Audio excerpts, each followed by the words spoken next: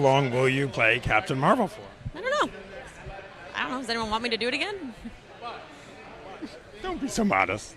I don't know. I really don't know. I don't have the answer to that.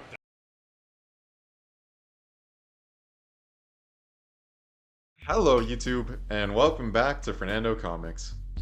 Does anyone think that Marvel is absolutely stumped on what to do with Captain Marvel? My favorite version of Carol will always be her Miss Marvel phase, because that's the version I grew up with. I saw her on the Mighty Avengers, the New Avengers, early Heroic Avengers, etc., and I liked who she was. She was very much a second stringer when it came to power, but she had a capable mind, and she was versatile enough with her energy absorption that she could get the group out of some seriously deep situations, where most other Avengers on the team wouldn't be able to, like when they were fighting Ultron and she absorbed a nuke. She also was friendly, humble, but she wasn't a pushover. Marvel's going back to this version of her lately, because I think finally they started reading the room. After 3 back-to-back series flops for Captain Marvel, they finally got something going for her in 2019, and that series has been replaced by a new Captain Marvel #1, which changed her look and her demeanor. Carol is also acting field leader to the Avengers right now, which isn't the first time she's been in this position, but it did just put her into a very interesting position in Avengers #18, which by the way already has more issues than the 3 flopped runs she had back in 2012, where the Earth was in danger again. I won't get too much into it because it would be its own separate story, but Hyperion from the most modern iteration of Heroes Reborn, the one who brained Galactus and killed the Hulk, was heading straight for Earth, with the intention of slamming into it and destroying it, because he had given up on life and considered this Earth to be fake and a barren existence for him. Very Superboy Prime-ish, right? Here's the thing. Hyperion wasn't even traveling at the speed of light, which sounds impressive, but when you consider some of the feats that Marvel has given its high-tier characters, this is actually embarrassingly low for Hyperion. Especially one with the intention of cracking the Earth in half, so you know he's serious.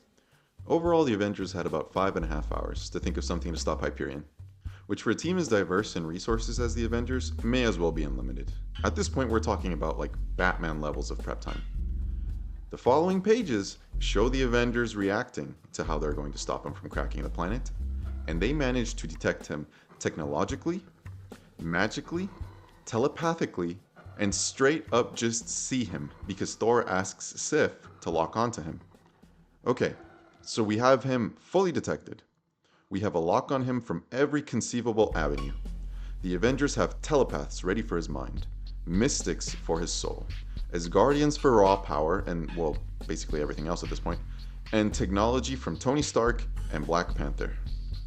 Okay, now I want you to guess what the plan is.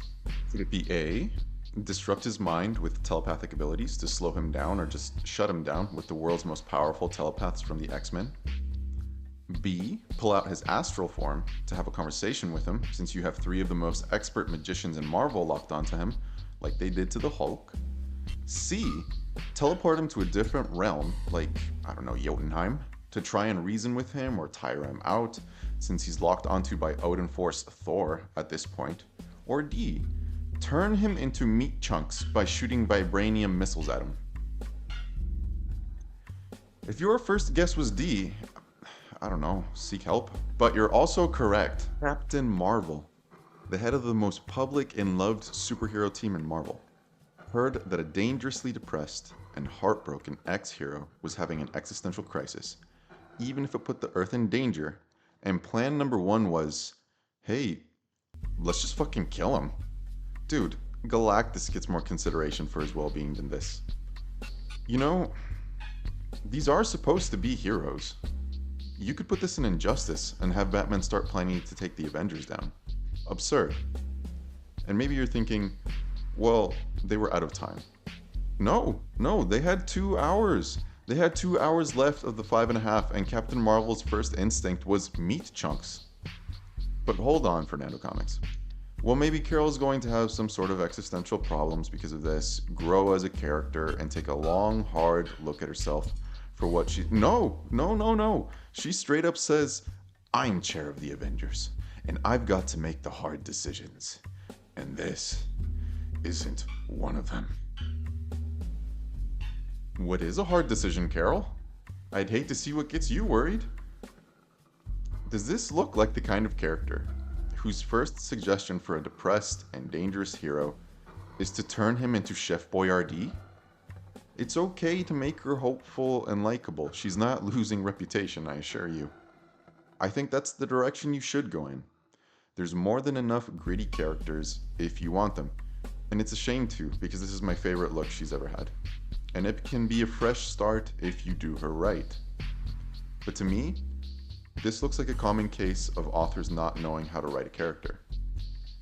And you end up getting honestly lackluster and convoluted results in storylines like this. In any case, the Avengers end up teleporting him away, and he goes on to live his life on another world, in another dimension, that needs heroes. But that was the Vision's plan, not Carol's. Though she does sort of approve of it, I would be genuinely concerned with myself. If my first instinct for a man that was dangerous and wanted to unalive himself was to basically throw a grenade at him, when it turns out that if I had thought it out, which I did have time to do, we could have just put him into rehabilitation, which is basically what they did for Hyperion. A genuine android had a more human response than her. I will not be calling Carol if I'm having a hard moment. And if you're wondering why the rest of the Avengers signed off on this and didn't speak up, including Allfather Thor, yeah, me too. It's bad writing. But in any case, I hope you guys got a kick out of this with me. Thank you so much for the support on the last video. Andrew, Michael, Anthony, MJ, Raynham, and a long list of others who I will shout out in the future. I appreciate you all so much. I've got more stuff coming up soon, and I will see you all in the next one. You know about Captain Marvel before you got involved?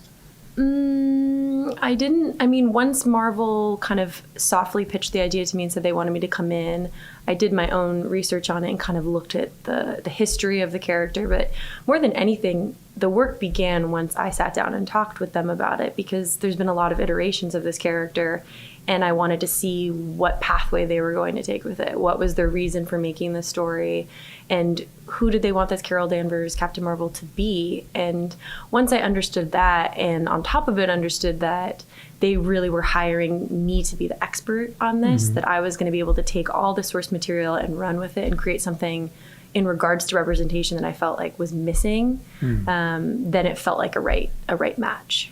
For anyone wondering, this means they gave a level of creative control to someone who had never really heard of the character, but flipped through a few pages of some unmentioned comics or made a Google search to go with it, then adjusted the character's personality to fit parts she'd like. It just seemed worth slipping in at the end.